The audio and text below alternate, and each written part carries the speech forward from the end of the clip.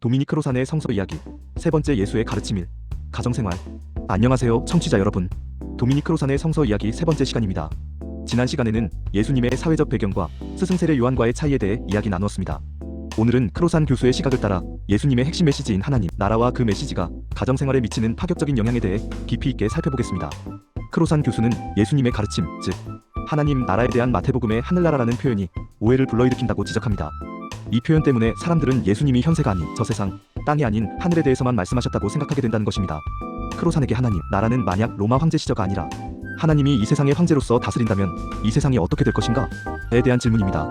이는 하늘에 대한 것이 아니라 하나님께서 이 땅을 어떻게 운영하고 싶어 하시는가에 대한 문제입니다. 세례 요한과 같은 유대 묵시 문학가들은 하나님 나라를 미래에 하나님의 압도적인 개입을 통해 불의를 심판하고 정의를 가져올 실제로 이해했습니다. 하지만 예수는 여기에서 방향을 전환합니다.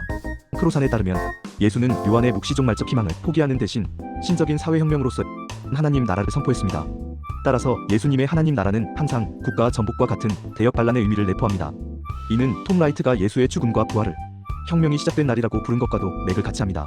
크로산은 예수가 학식 있는 상류층 율법학자가 아니라 교육받지 못한 농민이었다는 사실을 상기시키면서도 그가 뛰어난 구사력으로 가장 인상적인 이미지와 줄거리만을 청중에게 남겼다고 강조합니다. 그중 파격적인 가르침 하나는 가족 간의 분열에 대한 이야기입니다. 예수님은 자신이 아버지와 아들, 어머니와 딸, 시어머니와 며느리를 분열시키기 위해 왔다고 말씀하셨습니다.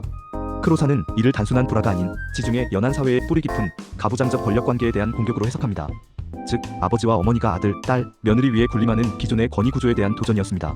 그 당시 가족은 태어나면서 소속이 결정되는 가장 기본적인 집단이었지만 예수는 이 혈연 단위를 무시했습니다. 그가 선호한 것은 혈연으로 이미 주어진 가족이 아니라 하나님의 뜻을 행하려는 공통의 노력 속에서 서로에게 가족이 되는 개방된 공동체였습니다. 크로산은 가정생활 역시 권력을 내포하고 있으며 이는 필연적으로 권력의 남용을 낳을 수 있다고 지적합니다. 바로 이 권력 남용이 예수 비판의 핵심 초점입니다. 예수의 이상적인 공동체는 관습적인 인간 사회 구조의 대립됩니다.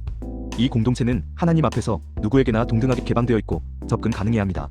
하나님 나라에서는 권력의 남용이 없으며 모든 사람이 환영받고 모든 사람이 동등하며 하나님의 뜻 아래서 똑같습니다. 크로산은 21세기 민주주의 사회에서도 여전히 가정폭력과 같은 권력 남용 문제가 발생하고 있음을 지적하며 가정생활 역시 인간의 모든 생활과 마찬가지로 하나님의 심판대 앞에 서야 한다고 강조합니다. 가정생활은 다른 형태의 인간 공동체와 마찬가지로 정의와 사랑의 목적을 위해 존재해야 한다는 것입니다. 크로산 교수는 예수의 가르침을 미래의 희망으로 미루는 대신 지금 여기에 하나님의 정의를 실현하고자 하는 사회적 혁명으로 이해했습니다.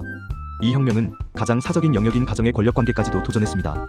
다음 시간에는 예수님의 가르침의 두 번째 주제로 돌아오겠습니다. 감사합니다.